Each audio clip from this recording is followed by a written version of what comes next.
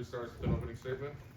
Well, first, I want to thank our fans for coming out. Although there was a weather issue, they didn't make it an excuse to not fill in the stands. Our student section was great. I thought the atmosphere was tremendous when it came down to the need of making runs. We came out a little flat, but I thought our guys played off the energy of the building. The one thing I would say, Oklahoma's a great team. Their record is not an indicator of who they are and what they are. That team was ranked top 15 in the country. They defeated some great teams. The gauntlet of our SEC conference is what it is, and it's one of the best conferences in the country and ever assembled, I think, at this point in time. Playing against my brother, I'm so proud of him. It was an unbelievable atmosphere to see. You guys can see in the back, my family's back there. They got half Oklahoma, half Missouri shirts on. You know, I just thought, you know, the energy, I spent time with him in the office before the game. He came up after shoot around. I'm just proud of what he's been able to do as an assistant coach. And he doesn't get the credit he deserves. I think he's a head coach, soon to be head coach in the next couple of years. And ultimately, he's been behind some unbelievable and successful programs. Again, helped Porter Mosier on day one at Loyola, helped Chris Collins day one at Northwestern, and being able to achieve the success that they have, you know, is well noted, and he'll run this program at some point. My high school coach ended up coming, my assistant high school coach, Cyrus McGinnis. I want to thank you for coming, Cyrus. He was also my brother's head coach in high school. So that's just nothing but love coming from the people and the village that has helped raise me and mold me into the person that I am today. These two guys right here to my right and left, they played tremendous. Mark Mitchell coming off a game that I wasn't happy about at Texas A&M. I was not happy with his performance at all. And he witnessed sitting on the bench, and I think he got the message to be able to come out and respond how he responded with 25 points, 7 rebounds, 2 steals, 2 assists, going 13 for 18 from the line. I saw the focus, and I saw his behavior change as it relates to me getting his attention, so I'm proud of him. Tony Perkins did a tremendous job as well, and, you know, regulating the team how he does, getting shots for guys, but also knowing and picking and choosing when he needs to, you know, be aggressive offensively. I'm just proud of what our guys have been able to do. Questions?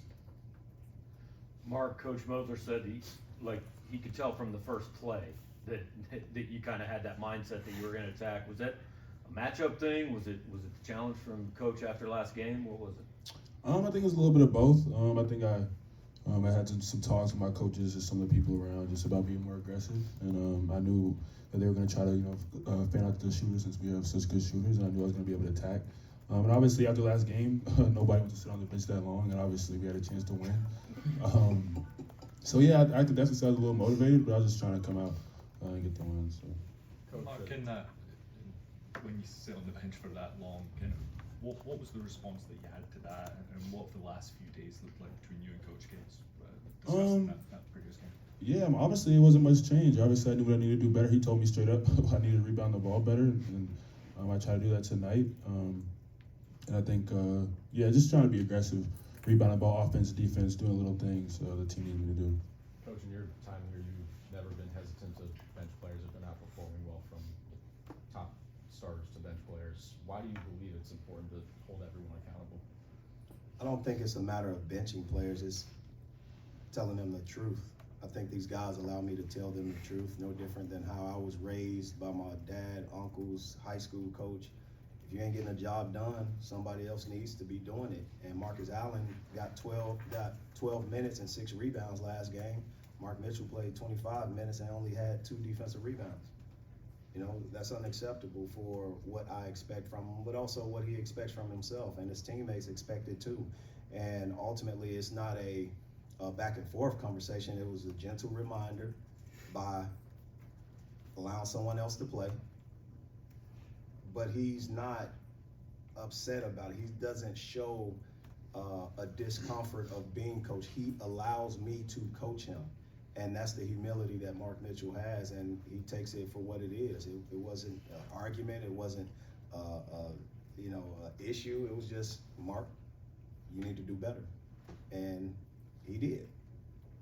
Tony, we just talked to Coach Mosier, and he mentioned that you had fought wars in the Big Ten, and that's prepared you for now.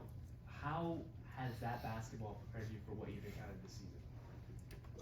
It helps a lot because, as you know, like you said, wars, when it gets late in a season like this, you want teams to stay together and not fade apart or, be disconnected. So I think having that experience allows, me to, bring everyone together and stay, straight-headed, not lean to the left and lean to the right, be straight. Everybody, all 18 guys, just stay together because it's a long season. And you can go a long way if you stay together. Tony, I think you had tied your career high for steals tonight. What about y'all's defense makes it tough to move the ball against you?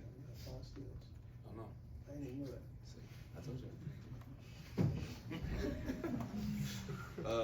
you.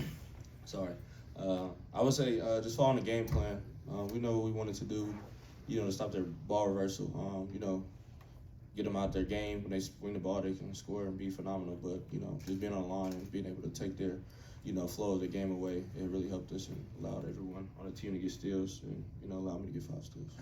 And then for Tony and Coach, you've done a good job of kind of shutting down some star guards in this league. Jeremiah Fears, one of the best freshmen in the country, held him to 8 points. What kind of goes through that game plan of you, Tony, and the other guards just be able to shut down the team's best player? I would just say just being able to, not let guys think they're finna come in here, have a good night. And, just kind of, get them out of their comfort zone for whoever's guarding them. Even if we switch, even if we stay, on the ball with a guard, then, once he come in here, he's going to realize that, they ain't going to be one of them nights. So I think that's everybody's mindset when they guard somebody who's a good guard, I guess. I think our versatility defensively allowed different looks to him. He's a young player, but he's one of the most talented guards in the country. I think he'll be a top 15 pick in the draft, if not top 10. And when you have different looks, we were hedging, we were switching, and also having different length, meaning size advantages, it causes problems sometimes. And we just wanted to throw different looks at him, not give him open looks. We knew at some point he was going to be able to get to the lane, but he still had a good game. When you're able to go out there and get 8 points, 7 rebounds as a point guard, that's still a good game. And I just want you to understand the depth of our team. That's where we were able to get an advantage, and I thought our depth showed. And with that versatility, how big is to have someone like Mark who he picked up here sometimes in the half court, who can guard the 1 and also drop down and guard the 4 and 5? Mark can guard 1 through 5. His versatility offensively, his versatility defensively gives us an advantage. I thought when he's error on the side of aggression, he's a completely different player. When he's out there thinking and not playing with his instincts, he doesn't provide us what I need him to provide. I want him to go out, take risks, do different things because he draws so much attention, and then make the right play. But if he's not going to be aggressive like he was against Texas A&M, he's not going to play. If he's aggressive, he'll play, and we'll continue to keep him in the game, and we'll have the production that we saw tonight. And I'm just proud how he responded. I don't have to yell, I don't have to scream at Mark. I can just talk to him just like this, and he responds a certain way with a certain look. And that's what I appreciate most. He allows his teammates to motivate him too. And sometimes when you have a player of his caliber, McDonald's All-American, etc., those guys come with certain baggage. Mark Mitchell doesn't. He is a humble young man that allows himself to be disciplined by his coach and also allows his teammates words when he knows it can help. Mark, what does 1,000 career points mean to you, and what was that moment like on the N1 getting it? Yeah, it's a blessing. Obviously, I've had a good college career. Just both places I've been, just a blessing to experience both sides, college basketball, just being 2 great programs.